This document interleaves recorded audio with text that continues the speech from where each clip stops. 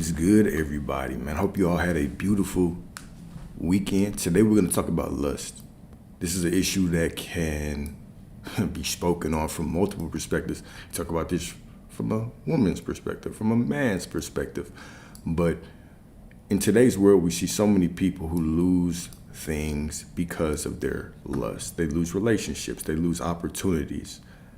All kinds of things are lost because they cannot control their lower desires. All right. So today, this is what we're going to talk about. We're going to talk about the consequences of lust. We're going to talk about sexual discipline.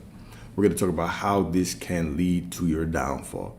Right. And as always, these documents are going to be on the YouTube and the Instagram. So if y'all have questions, please leave them in the comments, leave them in the chat. And then we'll have Q&A at the end, followed by a prayer, of course. Okay. So this weekend, spent the weekend in Atlanta with one of my real close homeboys. All right. Him and his wife. We had a bunch of very interesting conversations around lust, around sexual discipline, just around society as a whole. We can see throughout history many people, let's focus on men at first, right? We can see throughout history many men who have lost empires because of their lack of sexual discipline. We see in the modern world, people lose their families. They lose the ability to see their children. They lose the ability to actually pursue the things that they want because they're too tied up in their sexual desires. And of course, let's talk about this from a monogamous standpoint because there are benefits to having a more polygamous lifestyle, right? But I want to speak on this from a monogamous perspective. When we think about monogamy and intimacy, okay? When you meet somebody new, y'all merge frequencies up front, okay? So then when you become intimate, when y'all decide to step into that sexual realm, right? You guys align in sexuality, all right? And so as you're moving forward, a lot of things can throw this alignment off. Entertaining other people, one or the other person entertaining other people can throw the alignment of your sexual chemistry off. Okay, of course, cheating, that throws off the sexual alignment. Playing with yourself, those things can kind of disengage your sexual alignment. So there are lots of pitfalls in the world that are meant to keep you unaligned, kind of out of alignment, let's say it like that, right? And so the interesting conversation I was having, we were talking about male nature, the nature of a man, the sexual nature of a man. So the interesting thing, or one of the things that stands out, is that there are certain things that women go through that we can't understand. They go through cycles, they go through different things, right? We can't understand that. And there's certain energy within men that women can't understand. There's certain things that we'll experience in the world that they will not understand, okay, which is fine. Our sexual desire is one of those things because of the amount of testosterone that we have. And so there are certain men that will say, okay, well, it is in a man's nature to have multiple women. Others will say it's not. My argument is, I don't believe that it is. You know, I believe that if we look in the animal kingdom, we can see animals, right? But we're a more evolved species. Also, if we look through biblical wisdom, if we look through different texts, there are certain religions that practice or preach or allow you to have multiple wives. And the Most High never says that you can't have multiple wives, right? But it is made clear that if you enter a woman, that she is your wife at that point, right? So biblically speaking. Now, also, another interesting conversation we had regarding this was if you look at certain men throughout history, even if we look at Solomon, right? King Solomon asked for wisdom. He was given wisdom, and as a byproduct of this wisdom, he amassed riches, women, but women were still his downfall. Okay, if we look at Samson, even with all of his great strength, the woman was his downfall. Okay, we can see even with the most wisdom that we see throughout history, if you do not control your sexual nature, it can lead you to losing everything. Okay, so we see this play out over and over and over again. So the question is, when is it okay to have multiple women and when is it not? Okay, if it is our human nature, when would that be beneficial for you to deal with multiple women? When would that be beneficial? I would say if you are not looking to truly build intimacy with any woman, with any one woman, and you're looking at it purely from a community building aspect, sure, I believe that could make sense, right? So, if I want to completely disconnect from society and I have my woman at the crib, and then we have a couple of children, right? We might have 2, 3 children, and they're not in the school system. So she's providing the lesson. I'm going out and working. Okay, so she's providing the lesson, then she's also keeping the home clean. That can be a very heavy task for one woman. So maybe if there were multiple women, one could do the lessons, one could do the cleaning, they could rotate, another one could have free time when she needed, and then they could rotate the schedules. Sure, I believe this makes sense from a practical perspective. But the more that we study women and we've had these conversations and we actually understand the nature of women and the nature of intimacy with the woman, and then also the challenges that this modern world brings when it comes to our connection. It is no longer the 1950s when all you had to do is bring home a check, bring home some pipe, and you were good to go with a woman. Right now, women are more skilled, so we have to be more skilled, right? So women are requiring us to bring emotional intelligence, a connection, and all these things. And let's not even jump. Let's jump it, because of course I'm going to get pushback. So let's talk about why this is the case first. Okay, so we had a time where it was just men, and men were going to work, and then they were providing monetarily for the woman. And because there was this purpose, women take care of home, men take care of the money, right? People function purely in these roles. And then we had a shift, whether you want to say it was a feminist or whether you want to say it was a government agenda, doesn't really matter. So there was a shift in the workplace. So now instead of just men, there's women and men in the workplace.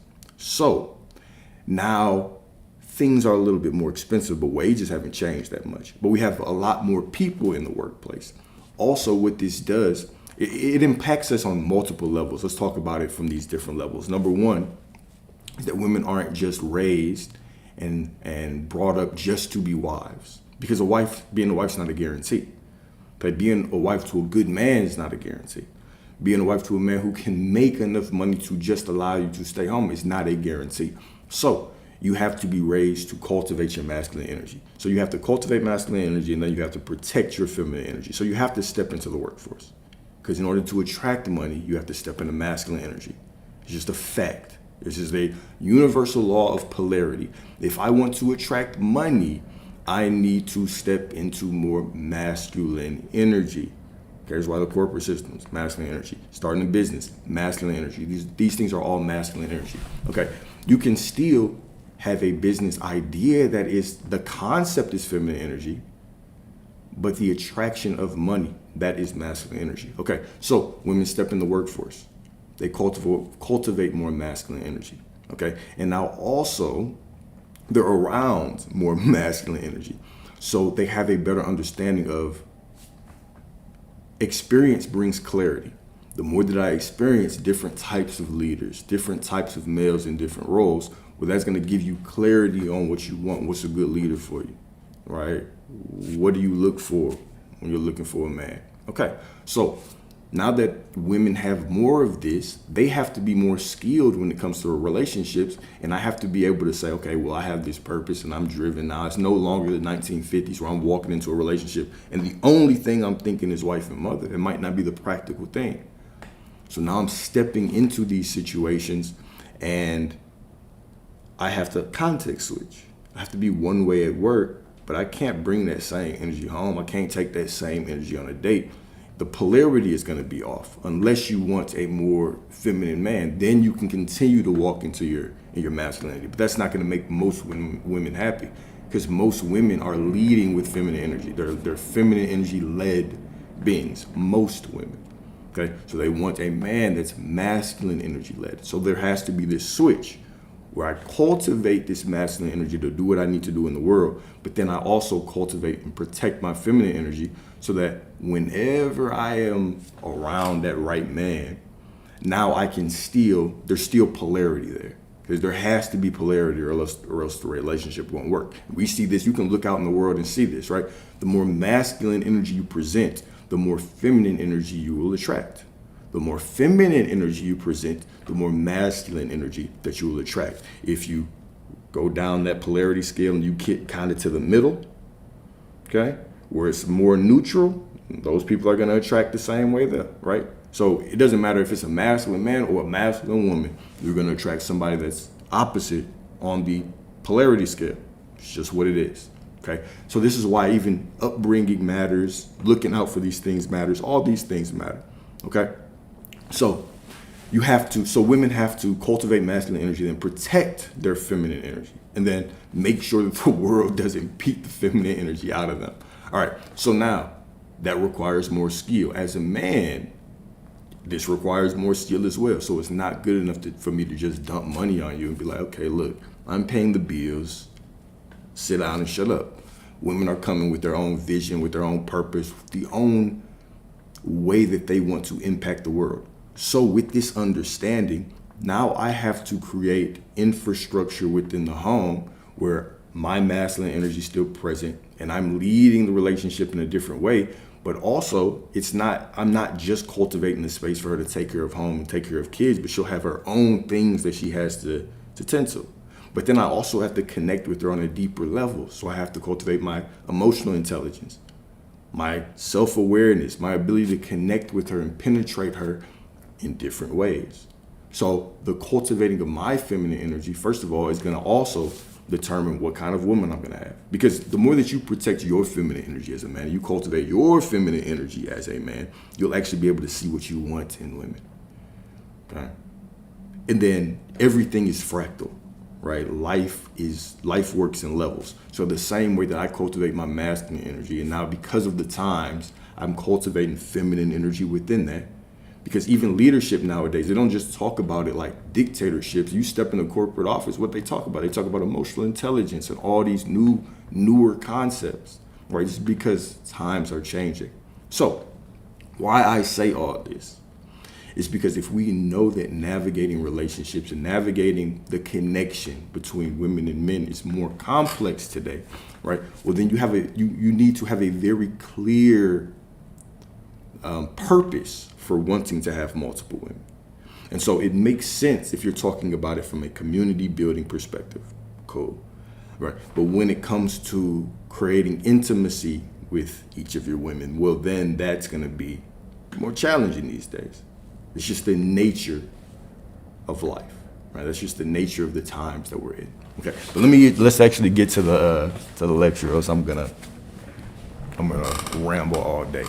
So the consequences of lust, right? How lack of discipline leads to a man's downfall. Okay, so lust has been one of the greatest downfalls of men throughout history, whether it's kings, warriors, politicians, or everyday men.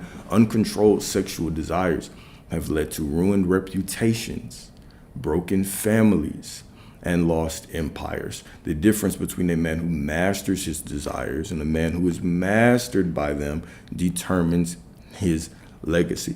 Right. Your reputation is very fragile. It takes a long time to build up. It can be broken down in an instant. Now, I'm not saying that every attack on your reputation is reputable, is right, is the truth. However, we have to take control of what we can in our life. As men, we have to make sure that we're walking through life in such a way and we are consciously aware of these pitfalls, that we're not walking around naive, so that we can navigate life. All right. So this Bible verse, Proverbs 25:28, a man without self-control is like a city broken into and left without walls. All right? When a man lacks discipline, he is vulnerable. His defenses are down and destruction is inevitable. I don't care how focused you are. If you lack sexual discipline, if you can be controlled by that lust monster, bro, if you lack that discipline, it's going to be very easy for you to be taken advantage of. Your wallet is going to become a tool for somebody else. Your energy becomes a tool for somebody else.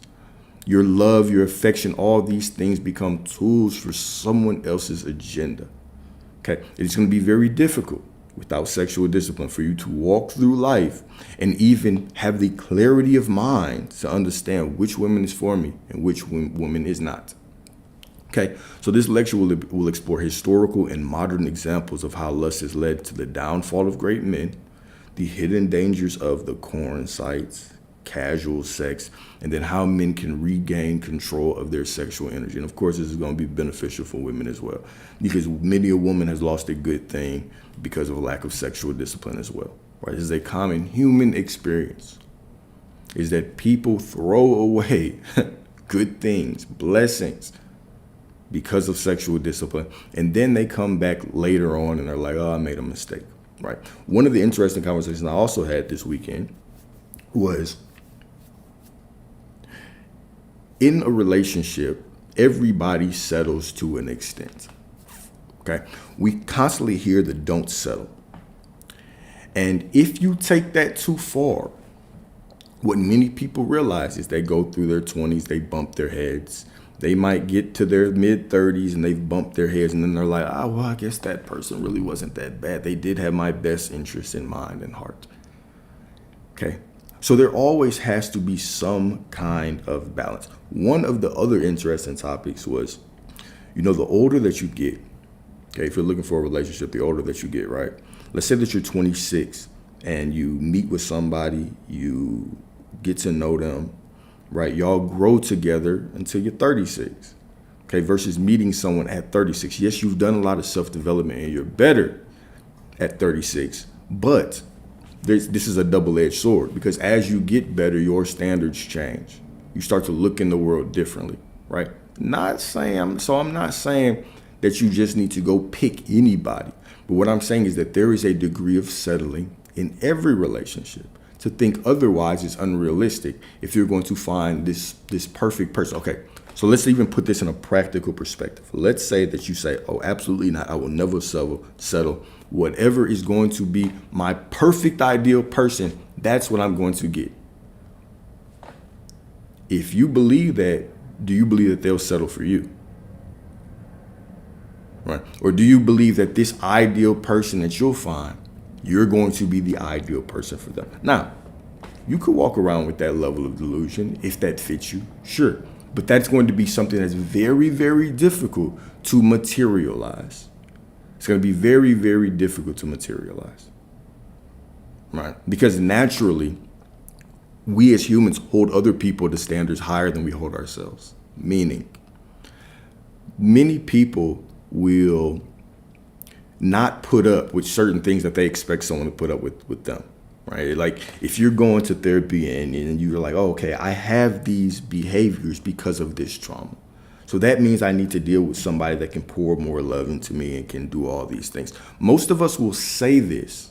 Many people will say this. Let's not say most of us. All right. Many people will say things like that. But if someone came to you and was like, okay, no, I can't do that. I can't do this thing that you want me to do. I can't do this thing that you want me to do because I went through this other thing. And because I went through this other thing, I just can't do that. Many of us would turn away at that moment and be like, okay, well, it does not matter what you went through. You have to be accountable enough to do the self-work to improve, right? But we don't pull that same energy into our own thought processes. A lot of people leave kind of these therapy sessions with just a bunch of excuses for why they are the way that they are. Okay, so there's always going to be some kind of settling that's done in a relationship, always. Okay, whether you're settling sexually, which obviously should not be very high on your list. Sexual compatibility really shouldn't be that high. All right. I think for women it's a little bit more important than for men, though. Right. Which is also one of the downfalls or one of the issues that we see with the word pushing casual sex, is that you develop so many preferences that you are willing to turn your back on somebody that has your best interest in mind, all these things, because they can't give you that diamond, gold-plated cock that you're used to, right? See this all the damn time. Cool. All right. So the consequences of lust, how lack of discipline leads to a man's downfall. So lust has been one of the greatest downfalls of men throughout history. Whether it's kings, warriors, politicians, or everyday men, uncontrolled sexual desires have led to ruined reputations, broken families, and lost empires. Okay. So the fall of great men, lessons from history. Number one is going to be Samson, strength destroyed by lust. Samson was a man of immense physical power, chosen by God to lead Israel. His downfall came through his weakness for women. Boy, Samson loved worldly women, right? He loved them Gentiles, right? Like he was chosen. Keep this in mind. He was chosen. And his problem, he was not, none of his strength was removed because he was just out there dealing with the wrong women, right? None of his strength was just removed. None of his favor was removed just because he was out there dealing with the wrong woman, okay? Which is an actual interesting point that I'm about to get right back to. The problem was that whenever he met Delilah was pushing him like, hey, tell me your secret. Tell me what's going on with you. You know what I'm saying? Well, how do you get your strength? Okay. And she just over and over broke him down, right, with these questions till finally he told her, "Show this my hair. That's my strength. It's my hair." Right. And in his sleep, well, she went back and told everybody. And then in his sleep, cut his hair. And that's what lost his strength. So it wasn't necessarily he was with the wrong woman. It was that he was trusting the wrong woman. So what we'll see throughout the Bible, just throughout a lot of different spiritual ancient texts, it's not that women are out here or men are out here dealing with a bunch of the wrong women that is their downfall. It's when they trust the wrong ones. Okay, it's when they trust the wrong ones. Okay, so his downfall came through his weakness for women, particularly Delilah, who deceived him into revealing his secret, the secret of his strength. So even the strongest man is weak if he lacks control over his desires. Now, why I said that it wasn't necessarily him dealing with a lot of women is because this is something that we have to understand as men. Okay, if I was going on a diet, I could be strong and say, I'll sit in a buffet and I will not be tempted. That's the strong thing to do. But the wise thing to do is for me not to go to the buffet. Right? If I want to stop drinking, the strong thing for me to do, I could go sit in the bar. I could go sit in the bar and chill. And they could tell me, hey, we're going to buy everybody shots. They're like, no, I'm not drinking. That's the strong thing to do. But is that the wise thing to do? Right? Sure, you can go deal with a whole bunch of women and say, oh, I'm not going to catch feelings. It's cool. They're not going to be my downfall. You could do that. Perfectly fine to do that. Show your strength. But is that the wise thing to do? So we have to be walking in wisdom and not just strength. Strength is cool, right? But you want to avoid situations that just make you always show your strength, man. Eventually, you're going to get broken down. Eventually, one of those women is going to say the right thing to you. Eventually, you're not going to have that strength, right? Eventually, you are going to want to go a little bit further, okay? And so we see this all the time, right? Why do we want to pick partners who have discernment in the places that they go? Because we understand that temptation is a motherfucker. Right? You can be strong. I can believe that you are the strongest man, the strongest woman. And you can face temptation day after day after day after day after day. But why would you? Right? Like, why would you want to face temptation every day when you don't have to? So oftentimes the wisest thing for us to do, really the strongest thing for you to do, is to avoid situations where you have to constantly show your strength. Constantly. You know, I'm entering all these women, I constantly have to pull out. Right? I'm around these women, I constantly have to control what I say to them. Right? The easier thing, the wiser thing would be to avoid most women or women that are not for you in the first place. And this will just make life a lot better, a lot smoother, instead of walking around showing that I'm strong, right? I know that I'm strong. And so because I know this, I can actually remove myself from any harmful situations. Okay, so modern examples, the cost of indulgence. Okay, so throughout history, powerful men, politicians, celebrities, and business leaders have lost everything because they could not control their lust, right? Scandals, divorces, ruined careers, and public humiliation are common themes. One of the things about people, especially when they get in the spotlight, is we will see men get accused of things. Whether the accusations are true or not, completely different topic, completely different subject, okay? But the court of public opinion will ruin you way faster and long before the actual court will, right? Like your name can get degraded, can get broken down, can get dragged through the mud before you ever touch a court, before anything is ever proven to be true or not. We can look at some very recent cases and see this. Before anything is charged, right? The moment that these accusations start swirling, your name is drugged. You'll never be the same. Whether you're proven guilty or innocent at the end, doesn't matter, okay? Now, in some of these situations, it's inevitable. If people want to bring you down, they can. But we have to control what we can control. And sometimes when we're around the wrong women, when we're in places that we know are against what we're trying to do, what we're trying to accomplish, this can lead to unnecessary stress, unneeded drama in our life, okay? So we need to be men that exercise wisdom over strength. Strength is cool, right? But even if you could go out and whoop everybody's ass, does that mean that you should always be looking for a fight? Does that even mean you should always be welcoming a fight? Okay? Or should you be walking with discernment? Should you be able to pick your battles? Okay? So power without discipline leads to destruction. So reflection question number 1, have you ever witnessed someone lose status, respect, or opportunities due to sexual misconduct?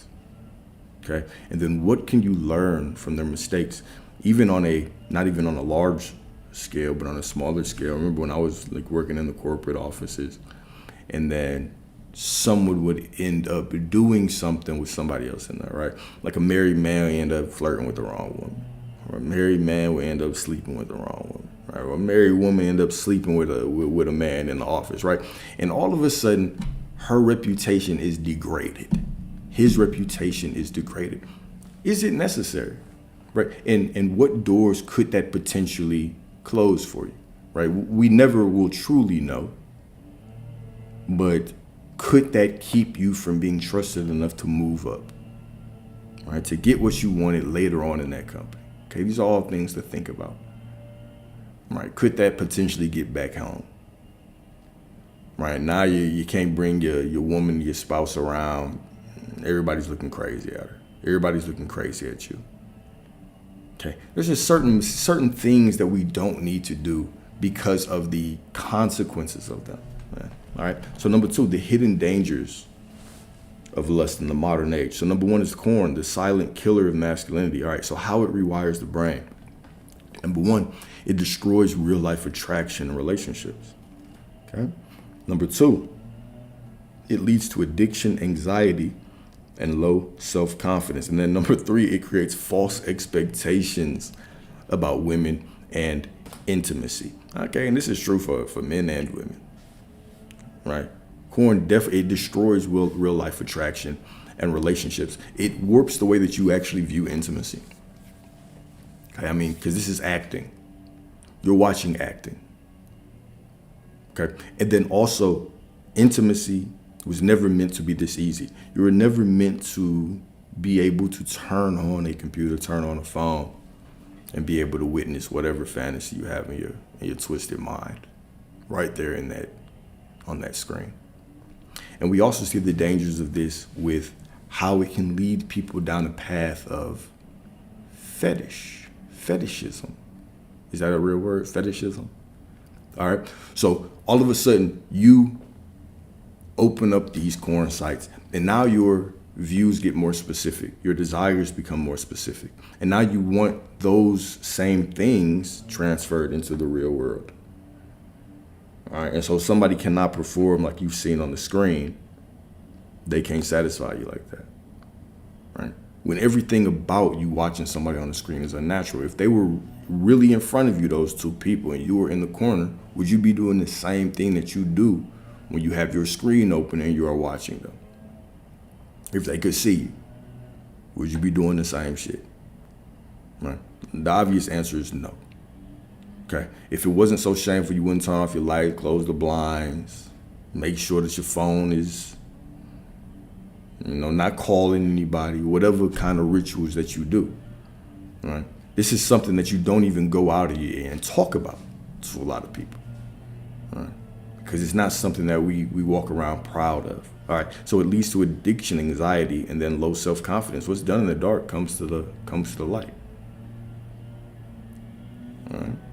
And then it creates false expectations just about women and intimacy. So Matthew 5:28, but I say to you that everyone who looks at a woman with lustful intent has already committed adultery with her in his heart.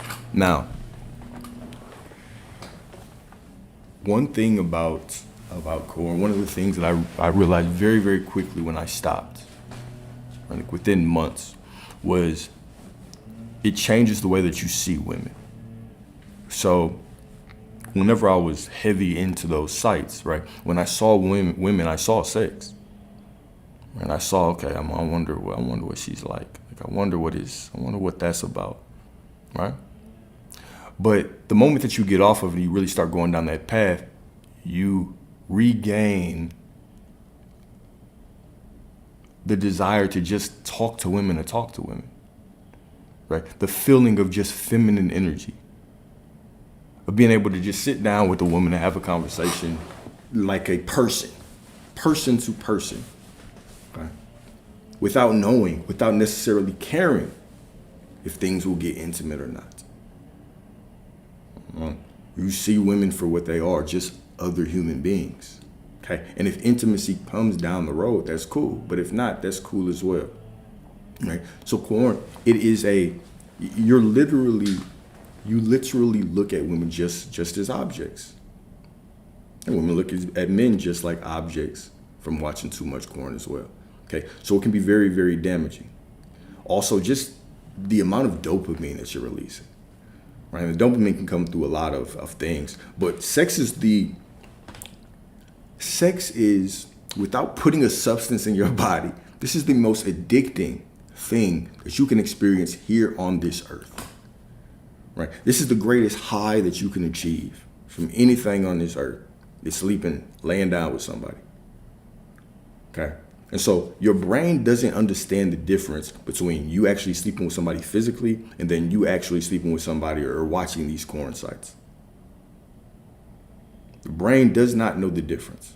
So all this dopamine is being released. Your brain is thinking you accomplished something. And now you're less willing to actually go out and get that in the real world. To go out and put in work to build or cultivate intimacy in the real world. Because even getting to sex should be a process, right? Like you have to meet the woman. You got to figure out if she likes you. You got to figure out if you like her. You got to build some kind of connection. Even if y'all like each other, y'all have to still build connection. You have to work to build moments of attraction, to build that chemistry. And then later on, right, you can get her in the bedroom. Okay, this is a process, but you just turn on the sites, you remove that process completely and you jump straight to the end goal. There's no work. Right? And then when we think about it from a biological perspective, what your body believes is happening is you're finally passing on your DNA. You're finally we're gonna have offspring. We've accomplished our job. So for you to jump all the way to the end of that process, your body thinks that you've accomplished something that you haven't. Right?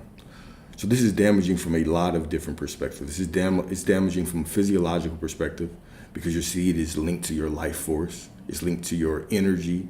It's just linked to we can just look at it from a dopamine perspective. How about that? Because I've had other conversations on this where we go into depth, into detail about retention, about those kind of practices. But let's just look at it from this perspective, right? So your brain thinks you're accomplishing something that you haven't. And now it's much easier for me to turn on the site versus go out and meet a woman. So I'd rather do that, right? Your brain, your body wants to take the path of least resistance. Not taking the path of least resistance, that is something that you have to build within yourself through willpower and discipline. But if you're just constantly giving yourself the end result of what you should be working towards, well, your body's going to naturally continue to take that loop. So it's going to get easier and easier for you to go down this easy path. You're going to become more withdrawn. You're going to become more shy. Why would I go out and meet one when I can just turn on this? I can just turn on this site. Okay? So if you stay in that mindset, it's going to be very difficult for you to build intimacy with anyone. Right? If you're just walking around looking at women as objects, you're wondering if they can do the things that you saw on the computer screen, on your phone screen, right? It's going to be very difficult for you to build long-lasting intimacy with them. Okay? So, casual sex, the illusion of freedom. The illusion of freedom. Many men believe sleeping around is a sign of power, but it actually weakens them. We can say women too, okay? Many people, let's put it like that. Many people, believe sleeping around is a sign of power, but it actually weakens them. So consequences, emotional emptiness and lack of purpose, risk of unwanted pregnancies, STDs, broken families, creates a cycle of short-term pleasure over long-term fulfillment. Okay, lust is easy, love is hard. Like is most important. Okay, so Carl Rayner said this, but lust is easy, and then love is hard. So one of the downfalls of kind of the casual sex epidemic that we're in right now is that a lot of people believe that it's okay for me to just go out and explore my sexuality and there's no kind of consequences. When I'm ready to settle down, I will.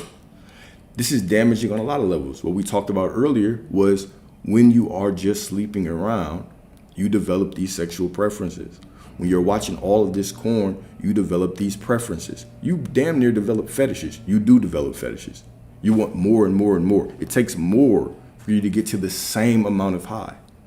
Okay, this is the same way that we look at any kind of addiction, right? It takes more for me to experience that same feeling. It's nothing like that first time.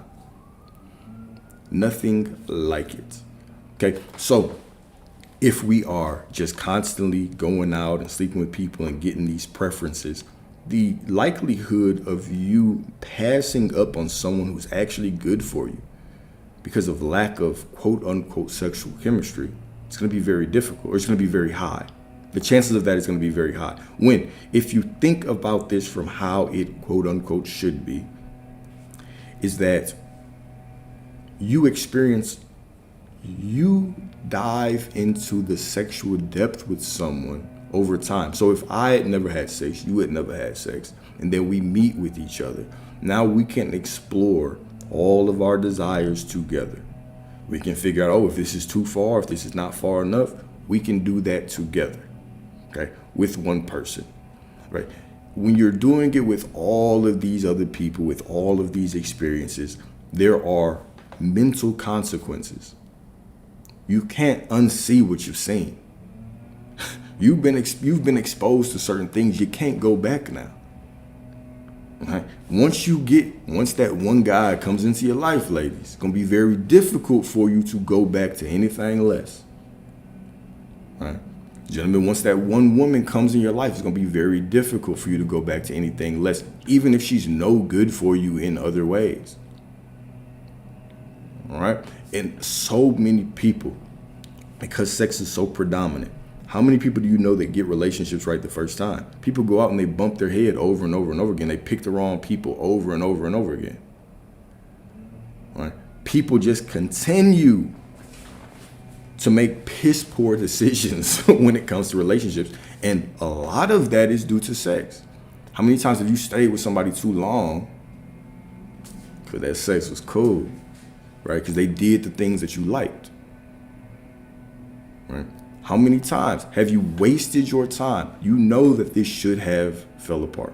or you know that you didn't even think that you wanted to take this person serious. But, I'm going to go back there a couple times, and then all of a sudden now you're in a uncomfortable situation. It's a situation that you need to leave, right? And now you got to hurt somebody's feelings. Or it's a situation where, your feelings are involved, and you got to break your own heart just to get up out that situation. Where if you had just exercised that sexual discipline up front, it would have been better. This is what I was talking about earlier, right? I could be strong. I could say, look, I'm not going to develop feelings. I can sleep with whoever. Right? You could do that if you want, but you will always meet somebody that's colder to you. You're going to meet somebody that's colder to you. Somebody that can break you down more than you can break them down. Right? So the best thing for you to do is to actually exercise some kind of wisdom, some kind of discernment with the people that you're laying with your sexual energy. This is a creative, potent energy. Creative, potent energy. Okay. We might go into some of the spiritual aspects at the end, if I get to it. I don't want to get too deep into that right now. So loss of self-control leads to loss of focus, ambition, and mental strength. Okay. The more a man indulges in lust, the weaker his willpower becomes in all areas of life. One of the reasons why you get on practices like retention or abstinence, right? And all of a sudden, you feel that other things start going right in your life. Other areas in your life start improving. Is because when you're holding on to your sexual energy, it is a direct reflection of your willpower, of your discipline. Okay. And when you are releasing your sexual energy, it is also a direct reflection of your willpower. If you are playing with yourself every day, it's a direct reflection of your willpower. And so your willpower, as it reduces with a lack of sexual discipline, it's going to reduce in other areas. It's going to be easier, right? If I am disciplined with my sexuality, it's much easier for me to tell a woman, nah, I can't come over there. It's Tuesday. I got to wake up early tomorrow. So I'm gonna hit you back on Friday. At the very least. Right? Versus, well, she does do that shit I like. So, she can come over, and then the next day that you have might be a drain day. You might not show up fully, and you never know what opportunities are actually going to show up for you. Okay? Because we can look at it and say, all right, well, shoot, I'll still get up. I'll still do my thing. But will you be as sharp? Will you be as sharp, as determined? And are you going to be 100% ready if whatever opportunity that you've been waiting for that you did not even expect shows up on your doorstep? So it's still always better to make the wise and righteous decision. When we put pleasure, when we put how we feel in this moment over long-term success, over what we actually need to do in the long term, this is when we get into trouble. This is when we miss out on opportunities. Sure, nothing could happen. It could be completely fine.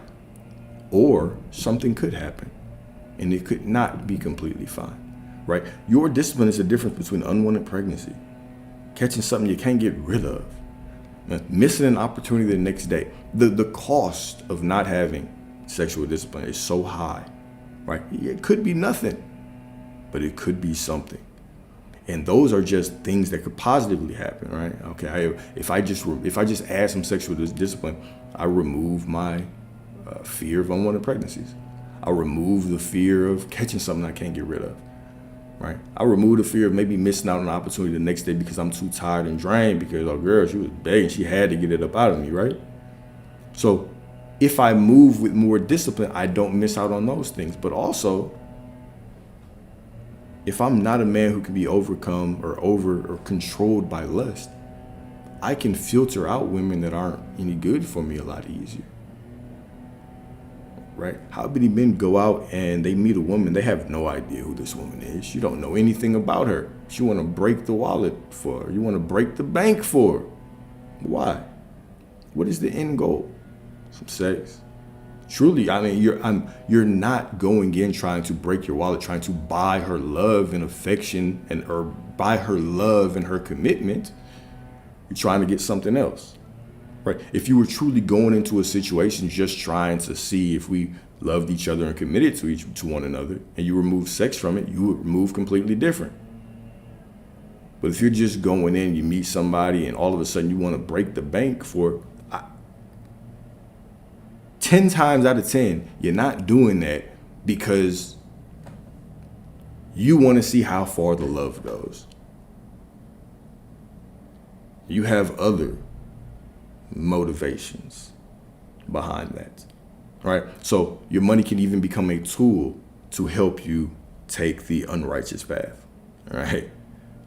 Your money, your success, all these things can become tools to help you take the unrighteous path. So it's very, very important to have discipline, especially as we get more and more successful, more and more old, right? More and more wise, okay? So some of the teachings in the world will tell you, don't date in your 20s, gentlemen, or date in your 20s. Don't take any women too serious, but just build your money, build your wallet, all these things. Okay, that's one side of the coin. And while I understand it in theory, the other side of that coin is that if I lean too much on just believing that if I have a lot of money, if I have this nice body, if I can be intelligent, all these things, then I will be able to get a woman to adore me. Well, those aren't directly correlated.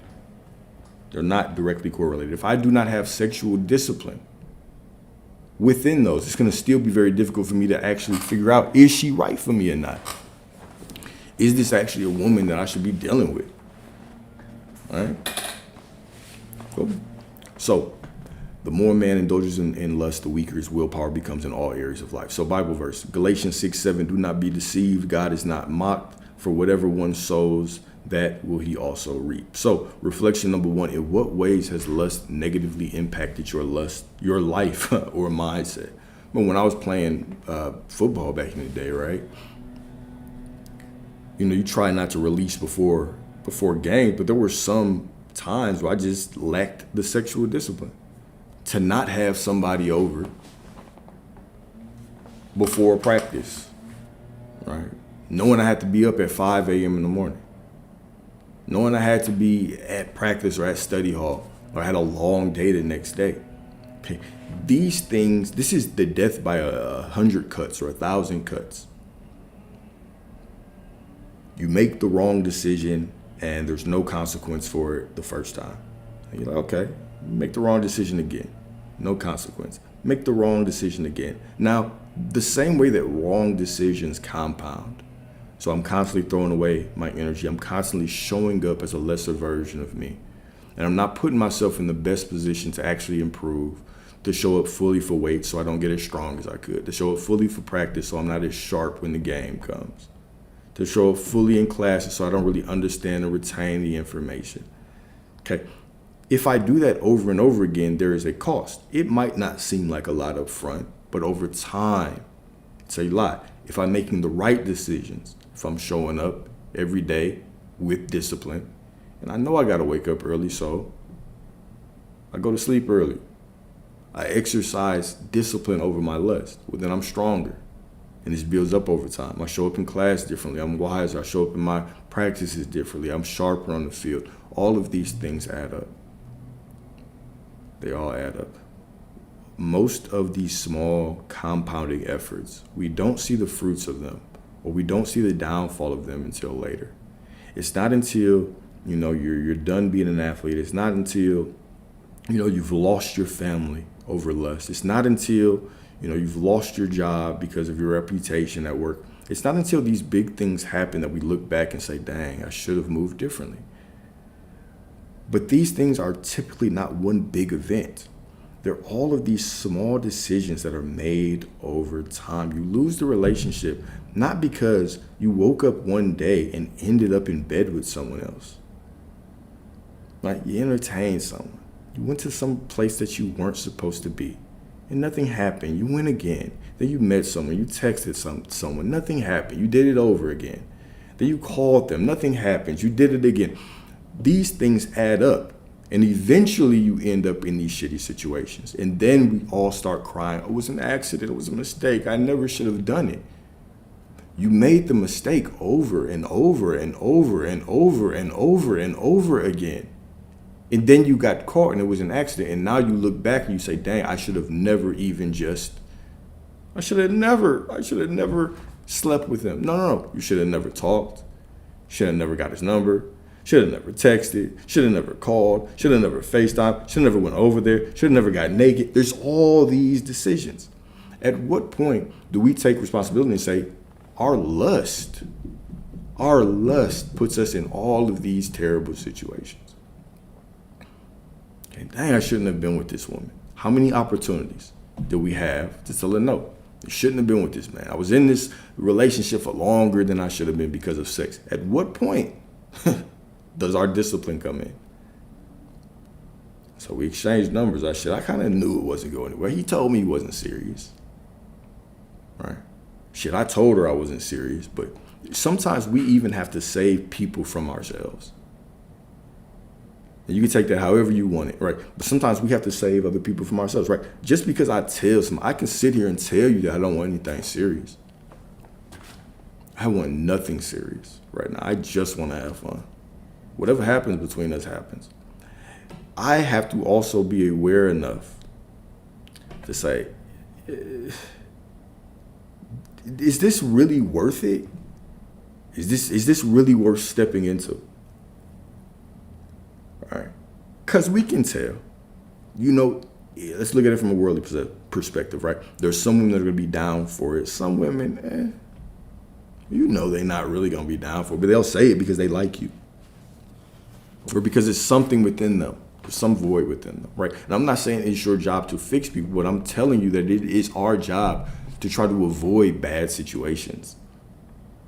And sometimes the best thing to do, like, you know what? I know this isn't, I'm not going anywhere further with this. I don't want to do this. I want to do it. My flesh wants to do it. But there's something within me that's saying, Dwayne, if you enter her, there could be problems. You might as well just not do it. Okay? You might as well just go home tonight. Just sit, just go home. Don't do that shit. Right? So how does indulging in lust affect your ability to focus on higher goals? Okay. One thing about sex is it does become very consuming. Most people operate from a very sexual perspective. So, the places they go on the weekend, who's gonna be there? Right? The car you drive, who finna see me? Right? The clothes you wear, the type of job that you have, how you identify yourself, how you take care of yourself. A lot of things revolve around sex. A lot of things. Now, this is not necessarily bad, right? You do want to present yourself well in case you run across the right person, if that's what you want to do, okay? But when this becomes your sole focus, when you're willing to allow things to take a back seat to sex, I know I need to do this, I know I need to wake up early, but she does the shit I like, right? He does the shit you like, right? When we start to allow things we need to do to take a back seat to how we're feeling in the moment, especially our lustful feelings, our lustful thoughts in the moment. Okay, we really have to check ourselves. And this isn't a one-time checking. We have to constantly come up against ourselves and check ourselves over and over again. Okay, why am I doing this? What is truly the center of my life right now? What is truly the focus of my life right now? All right. You never want to make decisions with sex being the number one thing. There's times for intimacy with your woman, with your man, whoever. Right? There's times for that, but there's also times to focus on other things. If you're constantly the person that's putting sex above things, I told you that I was going to work out at 6 a.m. 5:45 a.m. comes. And instead of getting out the bed, it's soft in the bed, right? It feels good. It's warm in the bed, right? I end up entering this woman instead of doing what I said I was going to do. But this is degrading in multiple areas. Number one, I'm somebody who doesn't keep promises to themselves. I can't keep promises to myself. Number two, that even throws off trust between you and that person because you said you were going to do something and you didn't do it. Well, now they know that you can be swayed by how you feel in the moment.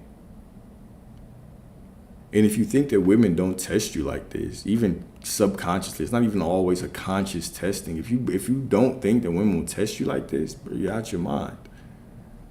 It's the nature of women because women cannot be with weak men. They can't. Like, and if you ever happen to run across a woman who does not care about you, first of all, your respect is something that is going to be earned over time, right? You don't walk into a situation, a woman just automatically respects you as this, right? You have to earn that, okay? It's built up over time, but it can be eroded like this. And so everything that you do matters. So if I'm telling my woman I'm going to do something, and now the alarm goes off and I'd rather sleep with her, it may feel good to both of us in the moment.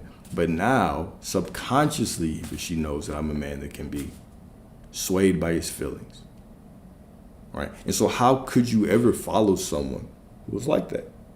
This is where sometimes mistrust comes in. And I'm using sex as an example. You might not think it's a big deal, but over time, this is a big deal. This is the death by 1,000 cuts, like I was saying earlier. You say that you're going to do something, and you continue to be ruled by your emotions. Right? You continue to be ruled by your emotions. Well, what kind of man are you? How is that cultivating respect in a relationship? How is that cultivating respect with yourself? How is that cultivating respect with the people that are around you? And then how is that showing that you're somebody who, because this is what leadership is. A big part of leadership is, am I willing to make a tough call and do something even though I know it might be against what my woman's emotions are right now, but I truly believe this is the best path forward for us in the long term. And sometimes doing that can ruffle feathers. And if you can't even do that with sex, it can be very difficult for you to do that in other areas. Okay? When we have made sex an idol and put it over our purpose, okay, we can be swayed. We're no longer following our purpose. We're following sex, which also makes us a slave to the emotions of whatever woman that we're with. So if she's in a good mood and you're getting sex, you're happy. If she's not, then all of a sudden your goal, your mission changes to trying to implement or trying to make her happy so that you can get some more sex. So who's leading the relationship? Right? And so a woman that cares about you, she'll lose respect and she'll leave your ass. This motherfucker not leaving. Like, he's just running up behind me all the time. Women claim that they want a man to do anything for them like this, but this isn't what this is the type of man that they end up with, that they respect. And don't let yourself fall with a woman who doesn't like you like that. Who and she sees, oh, sex, he can be run by sex? She will chew you up and spit you out. You will be, she will prey on you. You're a mark to her. Right? You are a mark to her. So throughout history, the example that I give, right, so we understand this, because men, I had a tough time wrapping my head around this as well. The question that we need to ask ourselves is, do you even want a woman who doesn't follow strong leadership? I don't. That means she just could fall for anybody, right? I wouldn't want a woman like that, right? But then if you also look at it from a historical perspective, women have always needed to have strong men around them. Women haven't been as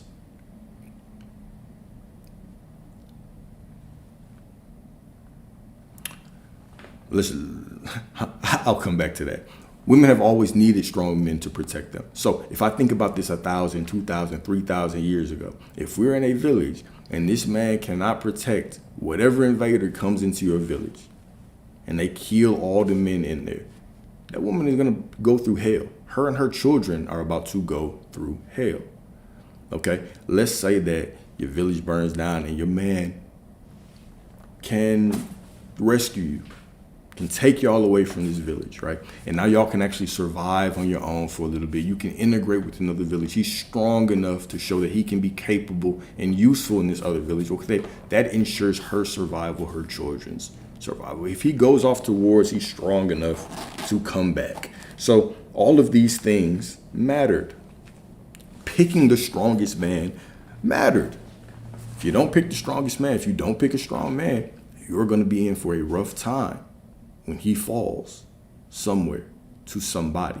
So people that are alive today are the descendants of people that picked strong men. Right? They're just genetically embedded within us. So we don't measure strength the same way in today's world, but we still have to measure strength. Okay? We still have to measure, okay, is this man somebody that can, stand on his own too? Right? And then also another controversial take. Anybody that you're with, man or woman, women if you're dealing with a man, men if you're dealing with a woman, right? There has to be at least something in their mind that says, if I cross a line, this person will leave. There always has to be that going on in your mind. There has to be that level of respect, that this person respects themselves enough that if I cross the line, they would dip. They're not down for whatever. They're down for a lot. They're down for me through whatever. They will ride with me through whatever. But if I cross a line, they will leave. This is a healthy balance. This is respect. So what I'm saying is that if that person doesn't respect themselves enough, if you don't feel like they respect themselves enough to put themselves in that position, then how could you respect them? How could you truly respect somebody? How could a woman truly follow you, bro, if she thought that it doesn't matter what I do, he won't leave? No matter what the hell I do. No matter what man I entertain, no matter what he catches me doing, there's just no respect there. Okay, so we tend to think of respect as this loving thing, right? Which it is on one end, but hey, we got to talk about balance, bro. We are gods and goddesses of balance. Okay, so respect is two sides. The one respect is, okay, she respects that you make the right decision. She respects, and she respects that you love her. She respects how you make these wise decisions. She respects your leadership, your compassion, all these things. But she also needs to respect your self-worth. Respect is multidimensional. She respects the fact that you told her straight up, look, if you ever did that shit, I'm going to change the locks before you get to the crib. And we'll just never talk again. Right? There has to be a level of respect on both sides. It can't just be all love and light. All right? Has to be balanced. Has to be balanced. So how does indulging in lust affect your ability to focus on higher goals? I know I keep going off on these tangents, but so reclaiming control, the path to mastery. Okay? Control your oh shoot. My bad, y'all. I gotta slide the ticker. All right. So number one, control your environment. Remove temptations. Okay. Are you on social media too much? Okay. And you're seeing basically soft corn all over your Explore page. Okay. Entertainment. What kind of shows are you watching? Are your shows pulling you into lust, making you want to call the wrong people? Toxic influences. Okay. You are going to be a reflection of the people that you're around the most. 5 people. Here we go. Let's talk about something else. People's friends are important. Their family is important. Their support system is important, because when they want to do some shady shit, do they have the type of people around them to say, girl, fuck that nigga. Do what you want. Like, go sleep with him. It's cool.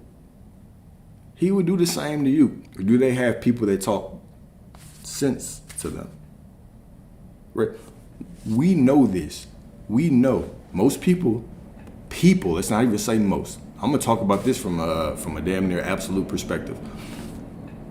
People are a reflection of the 5 people they're closest to. Everyone thinks that they're the exception to this rule. Everyone, and not me. Who are going to be your influences where you're going through a difficult time? Who are going to be the ones that guide you when you need advice?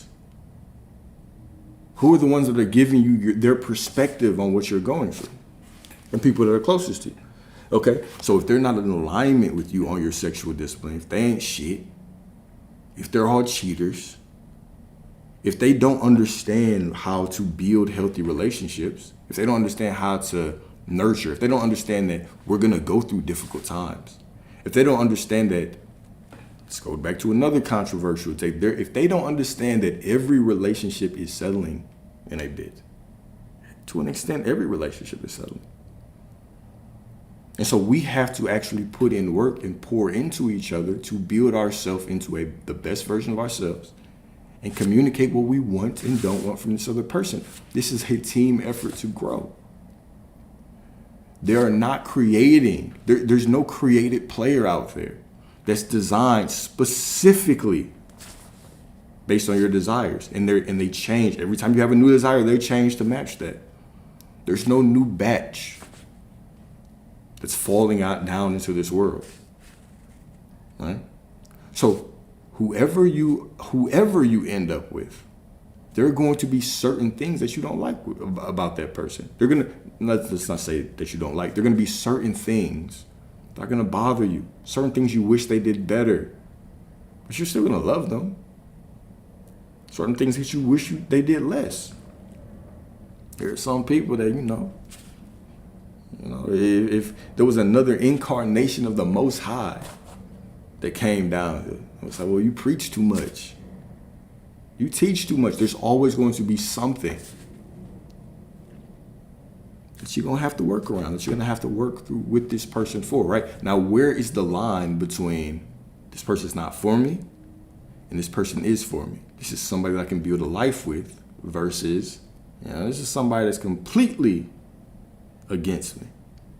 Like, this is somebody that I can't be with. Where is that line? Are you self-aware enough to understand the difference? Or are you that person that ends up, later on down the line saying, damn, I wish I had stayed with this other person. I thought the grass was greener, but it wasn't, because of all the entertainment and social media and my friends telling me all to do this, and now we're all single together. Okay? So, number 2, transmuting your energy. Channel your sexual energy into fitness, business, and creativity. Okay?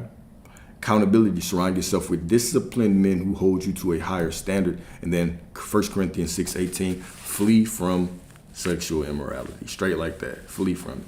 Get away from it. Okay.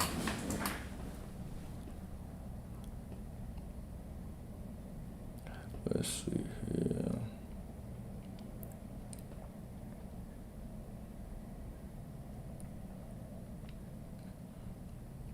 Bad, y'all got all these damn chats up at once.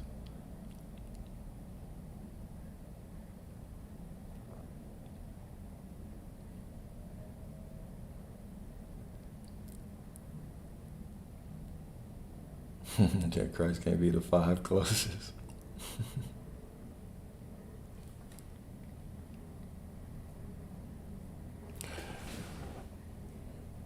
Beautiful, beautiful, beautiful. Beautiful, beautiful, beautiful, man. So let's take a little side note, right? Let's talk about respect and let's talk about purpose for a little bit, okay? Because when we talk about building purpose, and then I talk about actually receiving respect.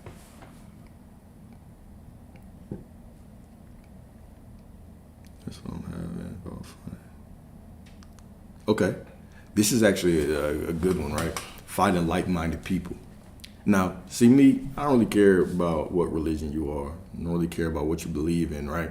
The importance is that we believe in something, whether it's a philosophy, whether it's the Most High, whether you're a Christian, whether you're a Catholic, whether you are Israelite, don't really care, right?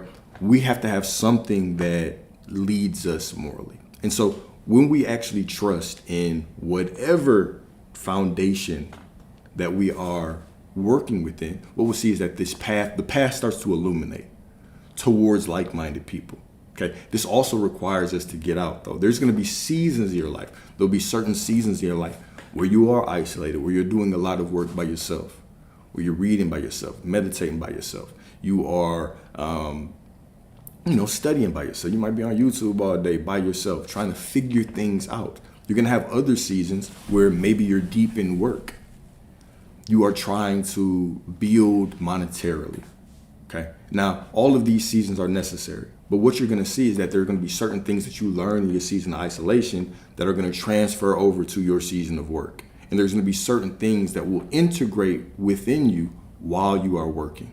But the one constant is that behind all of these seasons, it is the Most High within you. It is the God within you, right? It is this creator energy within you that's pulling the experiences and people to you that you actually need in the moment. So as you walk down the path illuminates. The path is made more clear as you step down it.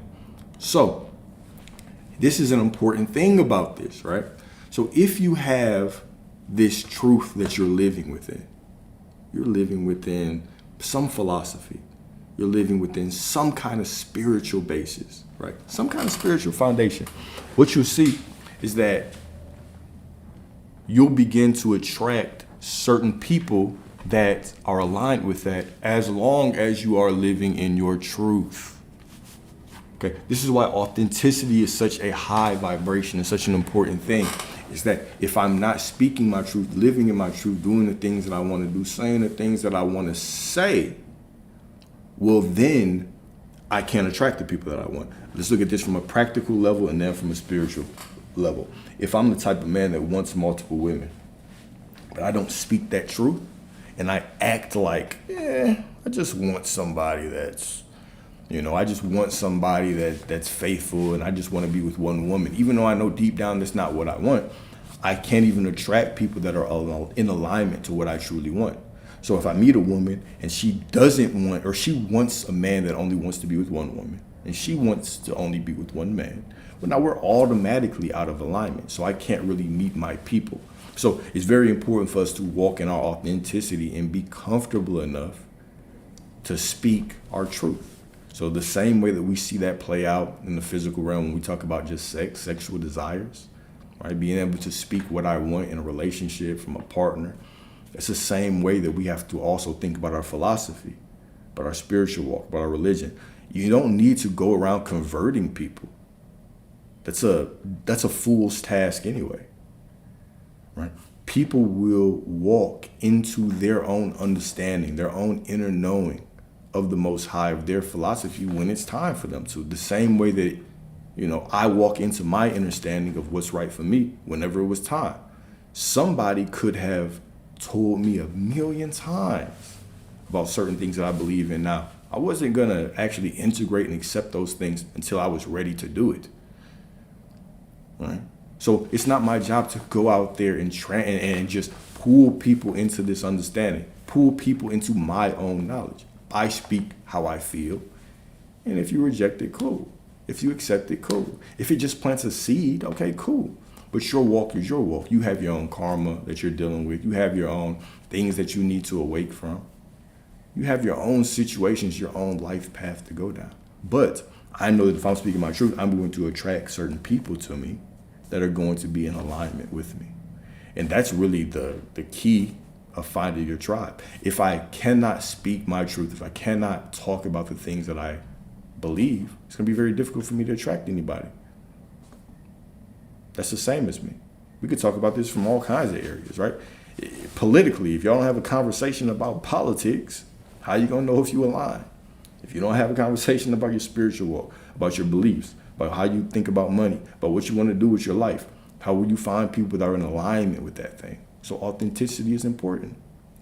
Okay, authenticity is important. It's never about going around and converting people, right? Who am I to tell someone else that they're right or wrong spiritually?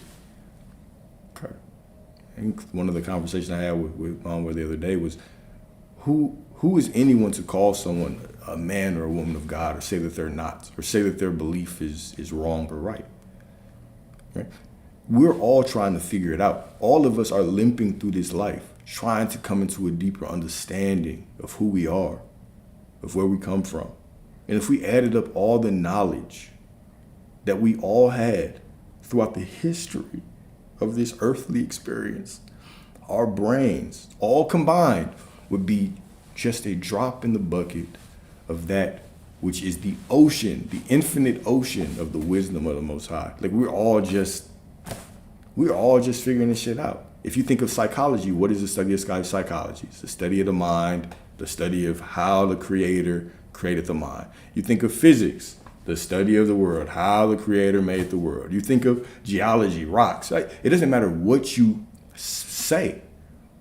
Pharmacy, pharmacists, nurse. It doesn't matter what you put out there. We're all trying to understand an aspect of the creator. Who knows it all? Not a damn person.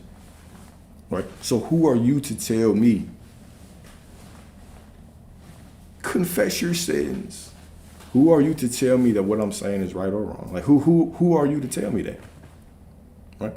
Did God show up to you and say you need to go speak to Alex because what you believe is right and what he believes is wrong?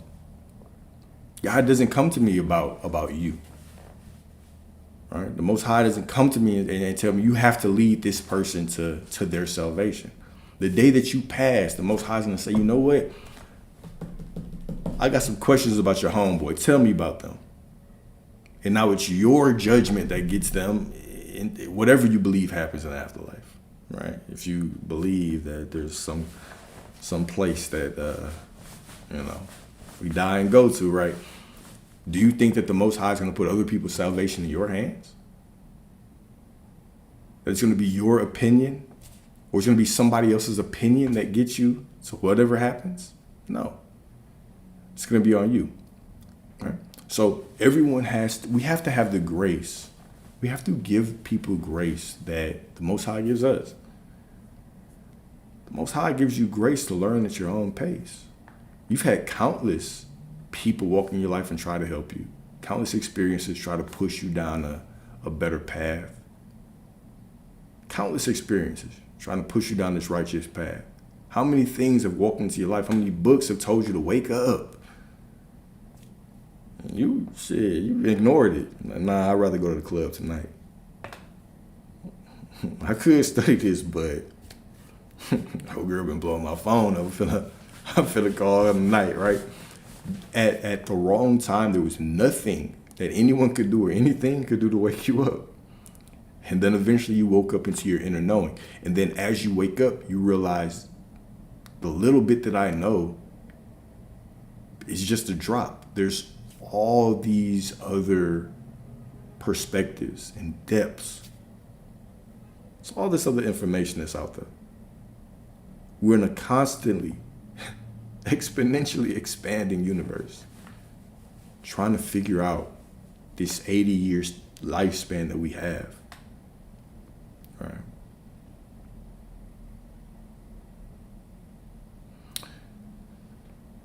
I forgot where I was going to go with that. So I'm just going to go to a different subject. We're going to talk about respect. Let's talk about respect, okay? So respect and purpose. When you are walking through life with purpose, we believe that we need to go out and it's going to be a real conversation for my gentlemen, okay? We believe that we need to go out and we need to become respectable men for a woman, okay? You were not designed to be a good man for a woman. Masculinity has nothing to do with a woman, all right? Hear me out.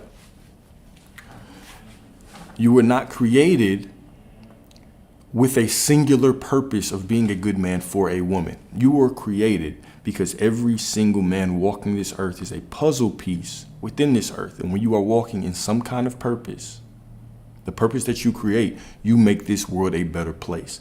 And within this purpose, this shield that the Most High gives to you, right? Within this purpose, you're going to find clarity. You're going to find wisdom. You're going to find something to submit to, whether it's God, whether it's a philosophy, whatever you want. You're going to find something to submit to. And this is going to make you capable of leading. Okay. And so all these things that you are going to receive from walking in your purpose are going to make you a better man for a woman. Right. But you cannot be respected by anyone outside of you unless you respect yourself. This is why it's very important for us to walk in some kind of purpose. Now, purpose isn't just going to be some magical thing that one day you sleep and you wake up and your purpose just hits you like a bag of bricks, right? Your purpose is going to be layered. You're going to walk through life. Certain things are going to happen. They're going to push you in different directions. You're going to start a business. It's going to fail, but you're going to meet someone on that path that introduces you to a new opportunity. Then you're going to go down that. You're going to get your skills sharpened in certain ways. You're eventually going to find something that you say, I'm going to commit to this for the rest of my life. And in that process, you are going to cultivate the state of mind, the sharpness, the emotional discipline, the awareness, the faith to be a good man for everybody around you, especially the women around you. Okay, but you're not necessarily cultivating these things just for a woman.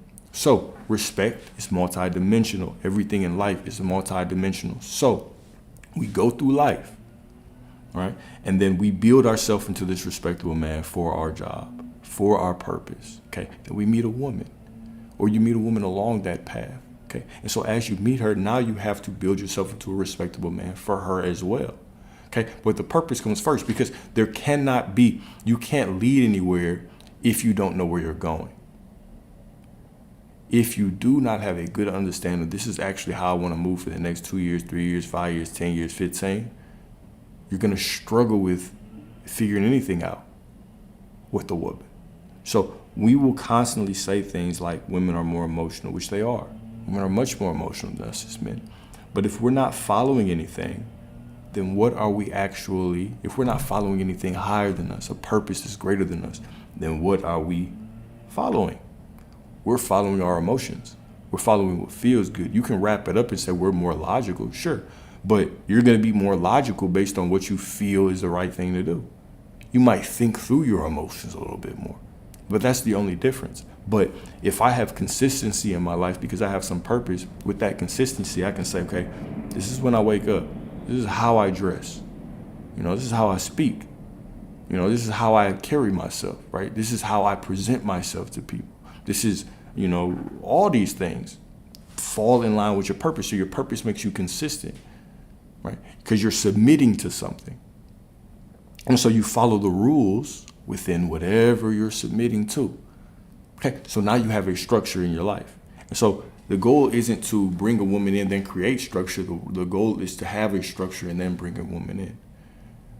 Okay, even when we talk about dating, it's much better to already have places that you already go, things that you already do that you can bring a woman into your world.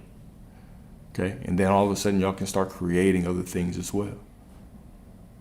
But purpose is important for multiple reasons. Like even if you know what you're going to do, if you've decided I'm going to commit to this thing for the rest of my life, you would choose your woman differently based on what that thing is. If you're going to be a congressman, you're going to choose your woman differently, right? If your goal is to be a pro athlete, hopefully you'll choose a woman differently, right? So you're going to have to make choices on your woman based on how you want to spend your life, what you've committed your life to doing. Okay? If the thing that I'm called to do that is pulling my soul towards it is something that requires me to be more modest financially, then I'm not going to choose a woman that wants this extravagant lifestyle. There's nothing wrong with her wanting that, but it's not in alignment with me. So now my purpose becomes this shield that I walk through the world with. It prevents me from getting distracted by too many things, because my purpose makes me consistent. It keeps me from being distracted by the wrong woman because my purpose makes me consistent. Okay? And then when a woman comes into my life, now I build emotional awareness, intimacy, all those things. I build the emotional connection with her, but also my purpose still gives us guidance. And so one of the best ways for you to understand if a woman is actually for you or not is when she actually hears your dreams and your goals and what you want to do with your life. How does she react to that?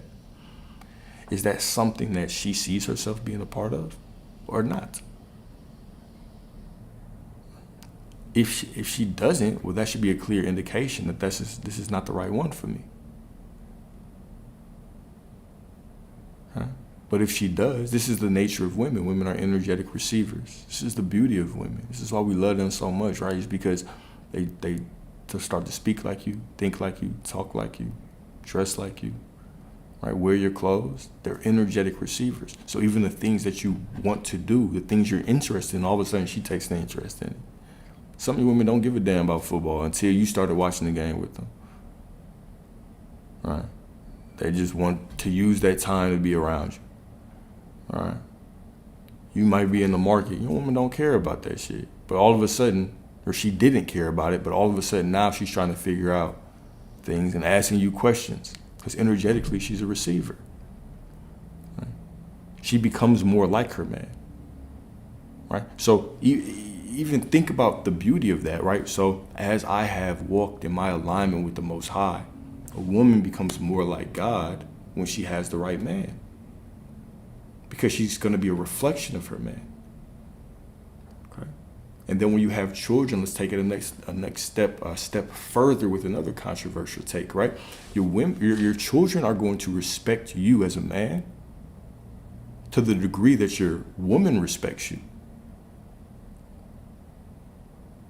Right? How could a child love the father, care for the father, follow the father, if the woman doesn't? The woman's naturally going to be around them more. Right? We see this all the time, right? The very honest truth about even children, this is another conversation I just had over this weekend. Another controversial take is that your children rarely are the children the child of both parents. It's either the mother's child or it's the father's child. Right? But if your woman's not yours, if she doesn't respect you, she doesn't follow you because there's no purpose, there's no respect, well, these children will never be yours. Right? But so is she raising your children? Does she love you and respect you enough to raise your children? Does she love you and respect you enough to raise your children? Or is she raising her children? Right? So respect is there's multiple layers and levels of respect. Multiple layers and levels of respect. Okay? If you do not choose a woman that respects you, you will not have children that respect you.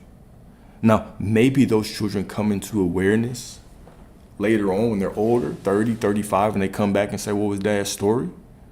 But if that woman doesn't respect you, those children are not going to respect you. How could you implement discipline and rules in the household when your main partner is not there respecting you, doesn't love you like that, isn't there for you? How?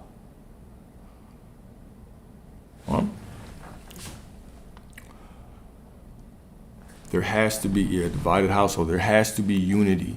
There has to be unity within the household. And it starts with your relationship with your purpose, your relationship with a higher power. And then it goes down to your woman. Your woman is a reflection of you, the most divine reflection of you, really. One of the jobs of your woman is to hold you accountable, right? Two of the primary jobs of a woman in your relationship is, number one, she is going to be not the implementer, but the maintainer of peace. The maintainer of the nurturing and the love within the home. Okay, so what I mean by that is that you're going to go out and you're going to go to war with the world and you're going to come back home.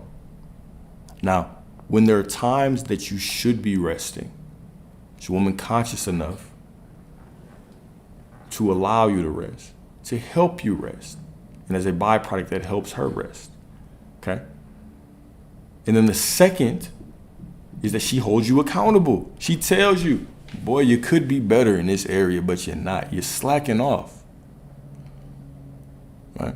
Now, think about how much grace this takes. Think about the skill that this takes to be able to preserve peace and nurturing, but also hold a man accountable.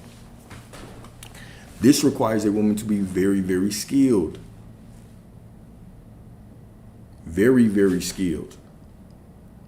Right? Because there's always a right and a wrong way to bring things up. There's always a right and a wrong time to bring things up. Okay? So All the conversations are not going to be comfortable. She's not always going to be this loving, hey, baby, I think you could do this better, yada, yada. But so she has to be strong enough to hold you accountable, but she also has to be nurturing and peaceful enough to help you rest. Man, matter of fact, that should be an entire lecture, because that is actually a very, very, very, very interesting topic that we can take in multiple directions. Because I was talking about this earlier, it requires more skill to be in a relationship now than it ever has. The world is changing. We can't just go back to 1950. Well, I sure as hell don't want to go back though. Right? But we can't go back to that time period.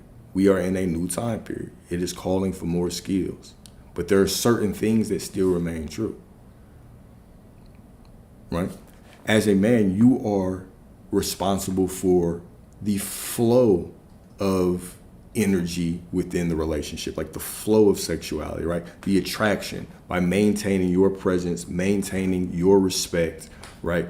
Making your wife feel beautiful and loved and all those things. You are the maintainer of that. But the actual flow, like the pure flow of sexual energy, right? And that is going to be the woman. The actual flow, right? So making sure that you are not always in your head, you are actually in your body at certain times. When you're resting, you can come out your head and you can get into your body. Right? When it's time to actually have sex, right? You are in your body and not your head. And on the flip side, right? Even though, and see, here's the thing about these perspectives and about the balance, is that even though those are the primary functions, right? The man is for the maintenance, the woman is for the flow. Because of how we're both being called to evolve, we still have to have balance to be able to do both, right? Now, women still need to be able to nurture respect with the man, be able to gain respect from their man. And then men also need to be able to allow the flow of sexuality within a relationship. But this is going to be another long topic. We need to stay on lust. All right, so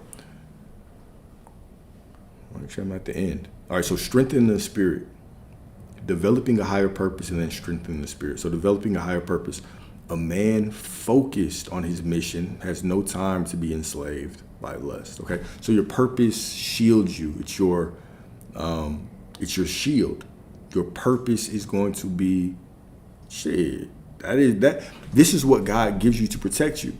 God says, okay, if you want to develop a purpose, you want to give your life to something, I'm going to speak to you through this thing. And because I'm speaking to you through this thing, now all of a sudden you can avoid pitfalls in the world easier. You can have more discipline. You can be more consistent. You can pick the right woman with more ease. I'll send you the right woman within these parameters because you've committed to something. And by committing to something, you are committing to the Most High. By committing to something, you are committing to the Most High. Now, if your commitment is sex, right? This is not committing to something above you, right? This is actually committing to your lower nature. So you're committing just to yourself, to your own selfish fulfillment. And if you are just doing that, well, then you're making sex your idol. Right? You're making sex your idol. You're going to make the emotions of other people your idol. You're always going to be led astray. So where focus goes, energy flows. Your energy wants to flow two directions. It wants to flow out of you sexually, or it wants to flow to higher purposes, to higher things. Okay, that's why it's very, very important that we exercise sexual discipline and that we also focus on cultivating, building, developing a higher purpose. Number 2 or 3, strengthening the spirit. So daily prayer, fasting, and seeking wisdom to overcome urges. So blessed are the pure in heart, for they shall see God, Matthew 5:8. So controlling your lust is not an easy task. It's one of the most difficult tasks that you're going to experience throughout this lifetime, if not the most difficult. If not the most difficult. Okay? We have to do other things to strengthen our spirit and strengthen our connection to help us with our urges.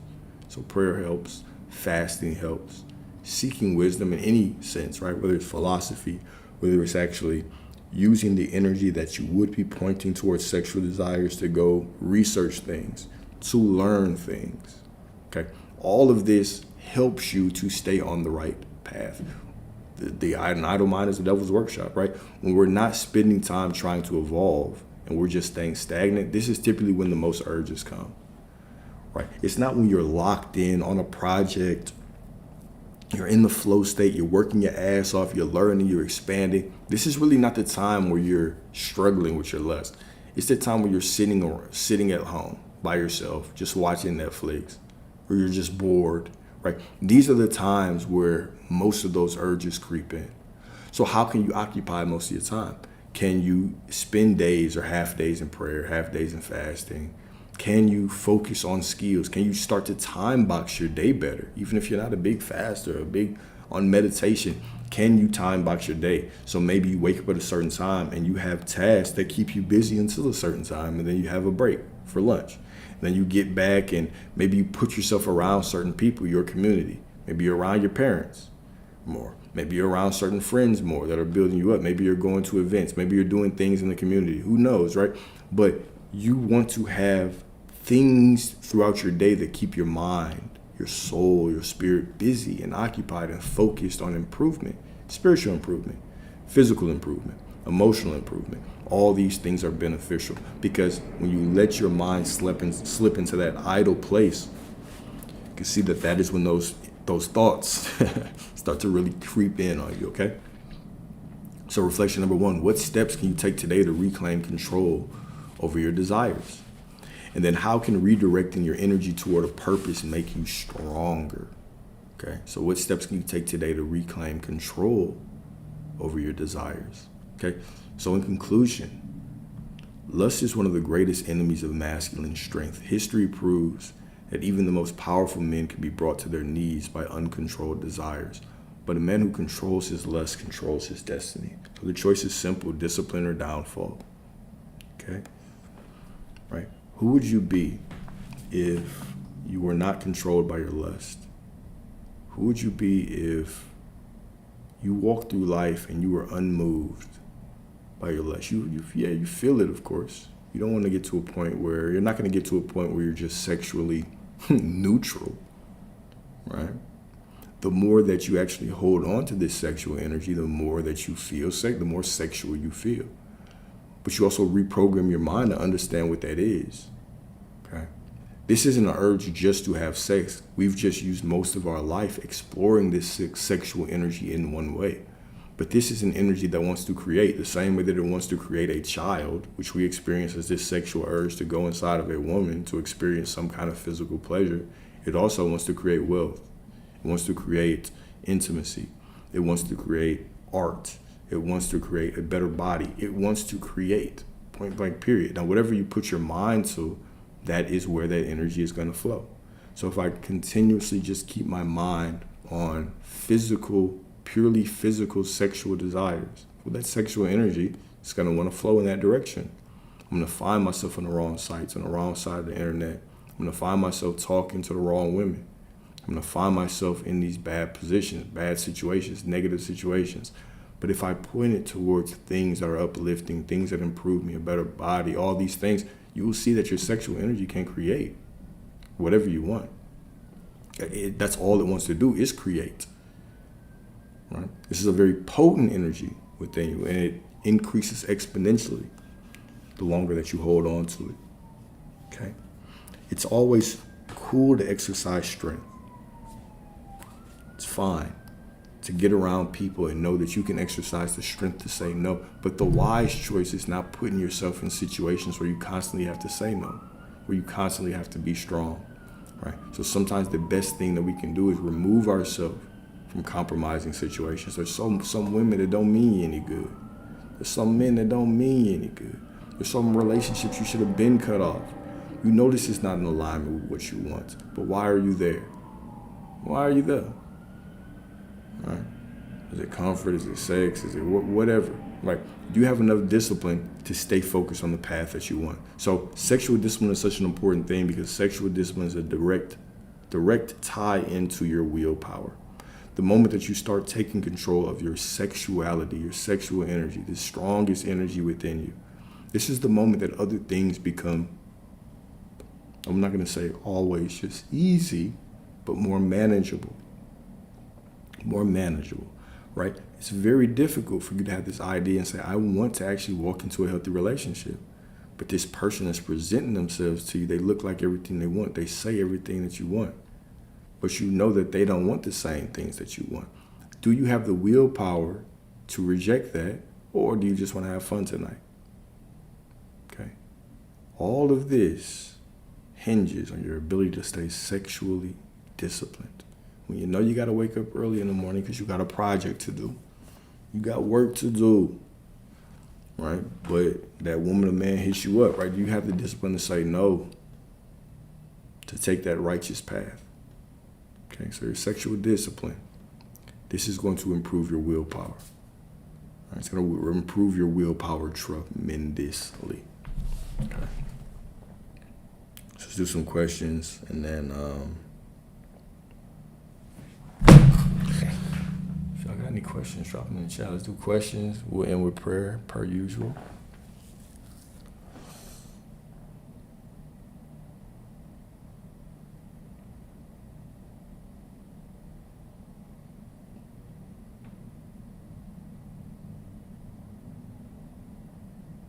Yeah, stand for the kids is, I don't believe in that way of thinking either. I do not believe in that way of thinking either.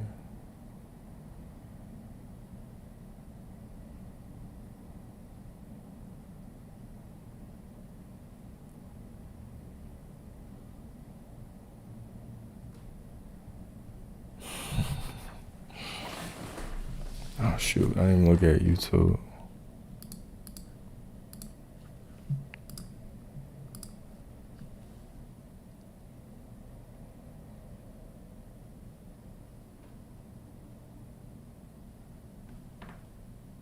Oh yeah, brother. Congrats, man. Congrats on the market, bro. Congrats. I haven't traded in like a couple of weeks now, just because I've been doing other things, but probably get back in it. I'll start tape reading again tomorrow, man. But I'm glad it helped you.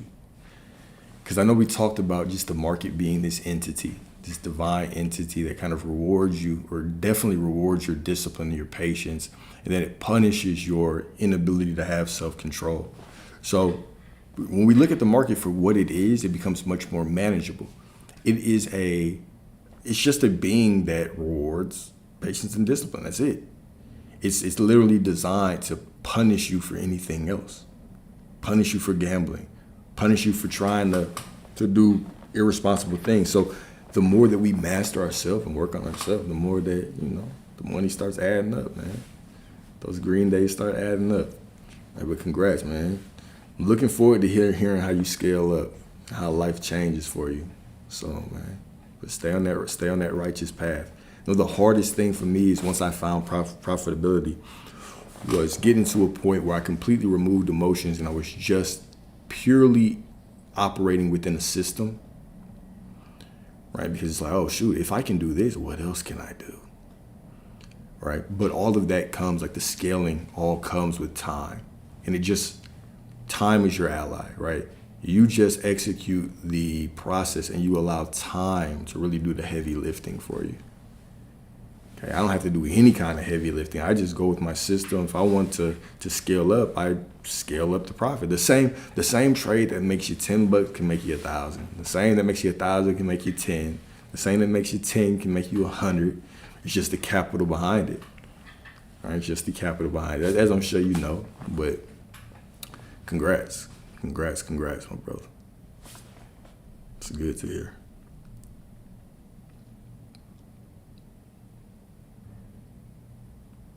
Thank you. I'm glad you got something out of this, man. I'm glad you got something out of this. Truly. We're all in this game of life to learn together. It's very difficult for us to really improve as much as we can 100% by ourselves, right? We're going to have times where we're isolated, of course, but we are community beings. Okay? There's going to be times that we're isolated, but whether it's learning from other people in a book, whether it's conversations with friends, whatever the case may be, we're all just trying to figure this out. So the same way I'm trying to figure it out, we all trying to do that together. So definitely glad that you got something out of this. Truly. Truly, truly. See, anything else y'all want to talk about? I know that I went, so when I know I started off talking about lust, I went into relationships and kind of briefly touched on certain topics. If there's anything that you want me to spend some more time on, I am open to doing it. Any notes on investing in your woman?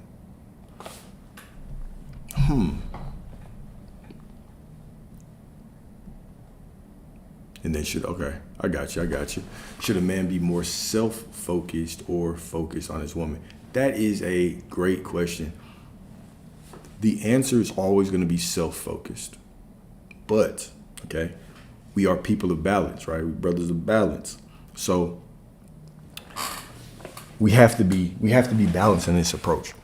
This is why if you don't feel fulfilled and loved and whole, then you cannot pour into someone else in a healthy way. Where most men go wrong, this is the important part, and I'll talk about why. Where most men go wrong is they feed into the propaganda of today, believing that it's purely happy wife, happy life. They believe purely that you should try to make your woman happy, purely.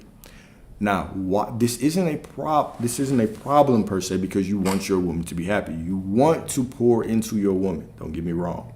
However, let's take a journey down life.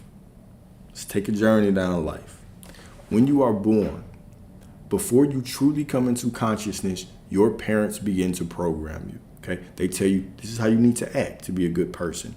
This is what you need to wear. This is how you need to think. This is what makes you right in society's eyes. Okay? And so while they're programming you, they're also your primary point of validation. So you don't have your own sense of self-worth as a child, right? You run to your parents and you say, does this drawing look good? Does this outfit I put on look good? And they say yes, because they understand that your sense of self-worth is tied to them. Now you go to school, and the school system does the same thing, okay? They will give you exams or stickers or whatever, and they'll say your worth is dependent on if you're a good reader, an A+ reader, you're a good student. They basically teach you to seek your validation from people outside of yourself. Then you get into the job, and it's the same thing, okay? You get into the job, and they're saying, all right, well, you get just performance review. This is going to give you a raise. This is going to give you a promotion. You tie your sense of self-worth to that job, okay? So everything in the world naturally is telling you that your sense of self-worth comes from the external world.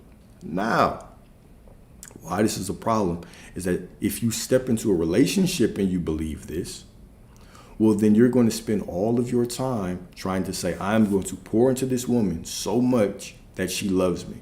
What you're really communicating is that you're trying to buy her love and her respect and her attention. You're basically saying that if I love her enough, give her enough money, give her enough attention, give her enough all these things, then she should love me enough. Happy wife, happy life. I'm trying to buy her validation. This is why a lot of people stay in situations that really aren't good for them. Because they believe if I just show, you just don't see how good I am. Right? Or she's trying to leave, but she just doesn't understand how good I am, so I'm going to try to do more. He just doesn't see how good of a woman I am, I'm going to do more. You can't buy someone's love. You can't bribe them into loving you. You can't do it. So if I don't have a sense of self-worth, if I don't feel whole, and I walk into situations believing that I can buy someone's love and attention and validation, then I'm setting myself up for failure. And people subconsciously can sense this, right? When they know that, oh shit, if I act worse, they do more. This is not a healthy balance to a relationship, especially if somebody doesn't really want to be there. Because most of the time, while we're trying to overcompensate It's because somebody's showing you they really don't want to be there. But if I pull away, they'll do more. And then that chase starts to feel good. So people start to kind of they do start to take advantage of you. They start to use you because you act like this. So the only thing that we can do is get to a point where we feel so whole and fulfilled that we give to others because we want to see them happy, but we also give to others just because it makes us feel good to do so.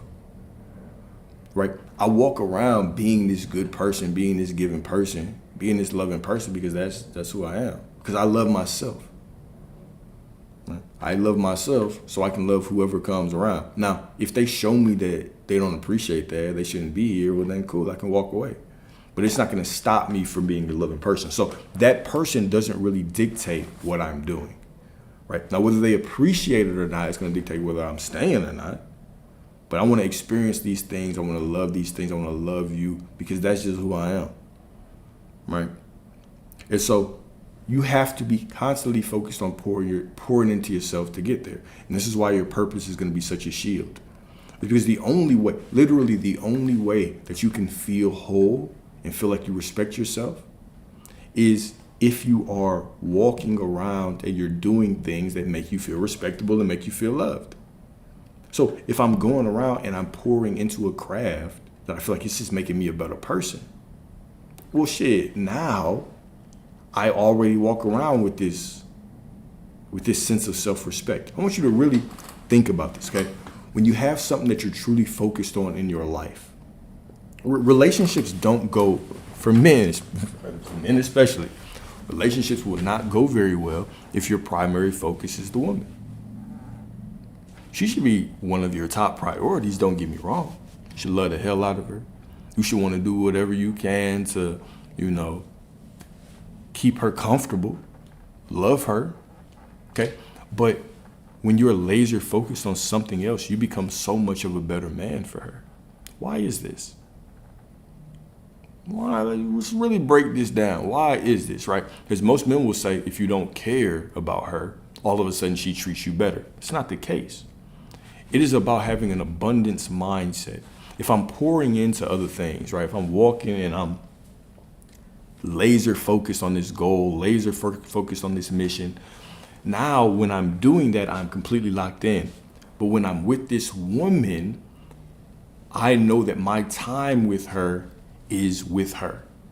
Your woman would rather have 15 minutes of focused time than you actually being with her and feeling like, oh, I should be doing something different. Or being with her half-assed and just being lazy about it. Okay?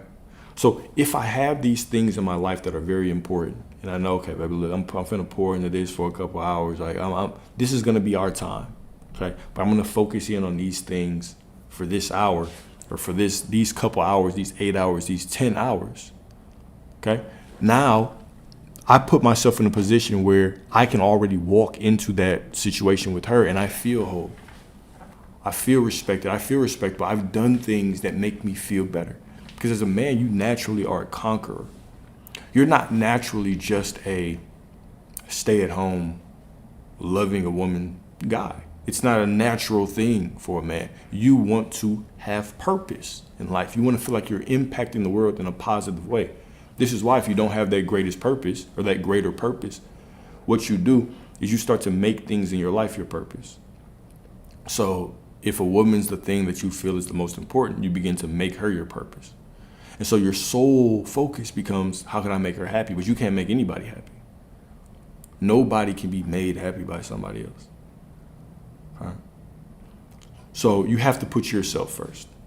Long story short, you have to put yourself first. You have to do things that fill yourself up. And as a byproduct of this, you become a better man. Okay? And then the time that you spend with your woman, you want to be poured into her as much as you can in that time. Right? You want to have time where you're completely focused on the craft, but you also want to have time you're completely focused on your woman. Right? This is the balance. So think about yourself like a fucking superhero, man. You literally want, you damn near want to disappear like Superman in the middle of the day and go handle a bunch of shit.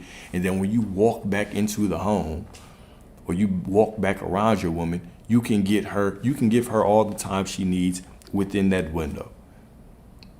And what your woman sees when you do this is she sees that you're about purpose. She sees that, okay, I'm not his number one priority, but I'm important. And right now I'm his number one priority. Okay? And you do all the things that you want to do with her and to her in that moment or in that time period. But then you also have enough balance to where when you get away from that situation, you can just focus on the things that you need to do. It's just make you better. If you're constantly chasing a woman around, you'll always, it just doesn't feel right, man. You're not going to feel like you're leading a relationship. If your goal is to pour into her to make her happy, right? If that's the primary focus, right? If that's the primary focus, then, she's going to feel it, you're going to feel it, and you can't step out and lead if you're always following a woman around. It's impossible, right?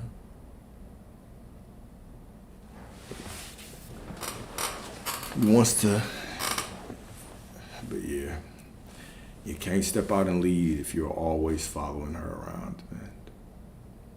Right. I want her to look at you like soup, man. Oh, my man's been out all day. He's been conquering the world. Now he's been finna give me that magic pipe, conquer me, right? So that's how you want your woman to feel. Conquer the world and come home and conquer her. Anything else, there's no balance. There has to be that very strong balance. And she also has to know that you're willing to conquer the world before you're willing to conquer her. I'm willing to do what I have to do outside before I come home. Right? But I'm also willing to pour into you because, you're my woman. Right? Pour into you the emotions, pour into you that pipe, pour into you all those things, right? But, it's just this divine balance. Let's see here. Let's see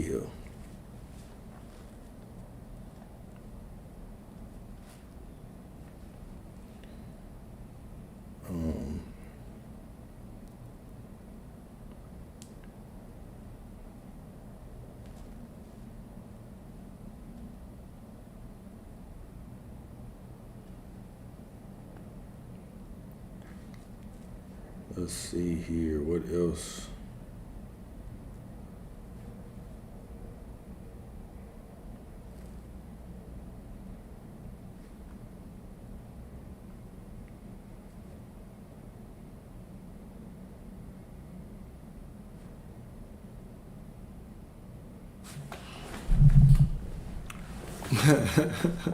Yeah, shout out to the guys and goddesses, man, always. All right, y'all. Well, we kept this one kind of, I wouldn't say too short, but I like this live a lot. So, we'll try to go again every day this week. If y'all have any topics, DM me or send me anything that y'all want to talk about. If y'all need any kind of one-on-one coaching, there's a link. There's a Calendly link in the bio.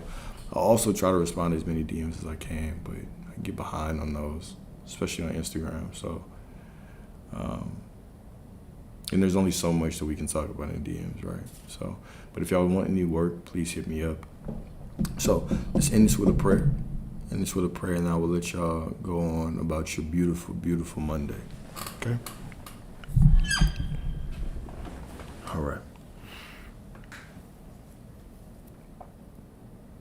Heavenly Father, thank you for protection. Thank you for discernment. Thank you for your divine guidance. Continue to provide us with the peace and the love that only you can provide. Also give us the wisdom to understand that these are aspects that are already within us. And as we understand that they're within us, may they radiate out of us and ingrain themselves in every aspect of our life, delivering every desire of our mind and heart. We understand that every desire that we have is you desiring that thing through us.